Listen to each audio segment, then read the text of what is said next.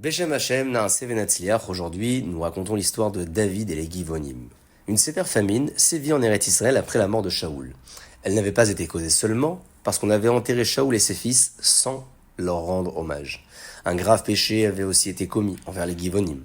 Lorsque Doeg l'Édomite avait tué les Kohanim de la ville de Nov sur l'ordre de Shaoul, il avait aussi donné la mort à 7 Givonim avec eux. De plus, les autres Givonim qui étaient restés en vie dans la ville n'avaient plus de gagne-pain. Ils avaient été employés à puiser l'eau et couper le bois de ces Kohanim qui avaient été tués. Après leur exécution, ils étaient restés sans ressources, eux et toute leur famille. Hachem dévoila à David que le tort causé à ses convertis était l'une des causes de la famine. Le roi les fit donc appeler au palais leur demandant comment ils pourraient obtenir leur pardon et les apaiser. Ils répondirent « 7 des nôtres ont été mis à mort par Shaoul en même temps que les Kohanim de Nov. Nous exigeons que 7 personnes de sa famille soient tuées pour venger leur sang. » David refusa de leur livrer des Juifs et les renvoya dans leur ville. Hachem le lui reprocha en disant « Si tu ne rapproches pas ceux qui sont distants, tu finiras par éloigner ceux qui sont proches. » David comprit qu'Hachem aurait voulu qu'il apaise les Givonim et les fit donc rappeler au palais. Il leur parla. Quel plaisir aurez-vous à ce qu'encore 7 autres personnes soient tuées? Pensez à autre chose qui vous contenterait. Je vous accorderai tout ce que vous demanderez. Mais abandonnez l'idée de tuer la famille de Shaoul. Les Givonim refusèrent l'offre du roi. Ils ne voulaient ni or ni argent. Ils s'entêtaient à ce qu'on leur livre 7 hommes de la famille de Shaoul.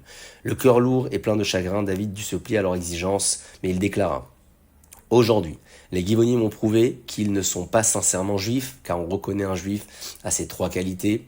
La première, la pitié. La deuxième, la pudeur. Et enfin, la troisième, la bonté. Ces nouveaux convertis n'ont aucune d'elles. Ils ne se gênent pas d'exiger la mort d'innocents. Ils n'ont pas pitié d'eux, ni ne pensent à leur bien. Je décrète donc qu'on ne les accepte jamais dans la communauté d'Hachem et qu'aucun juif ne se marie jamais avec eux. » Pour savoir qui choisir parmi les descendants de Shaoul, David les fit passer tous au devant de l'Aaron d'Hachem. Ceux qui seraient attirés vers lui devraient mourir, et ceux qui passeraient librement resteraient en vie. Au grand étonnement du roi, Méphibosheth, le fils de Jonathan, fut attiré. David le chérissait spécialement, étant le fils de son ami. Il l'estimait aussi spécialement, car il avait été son maître.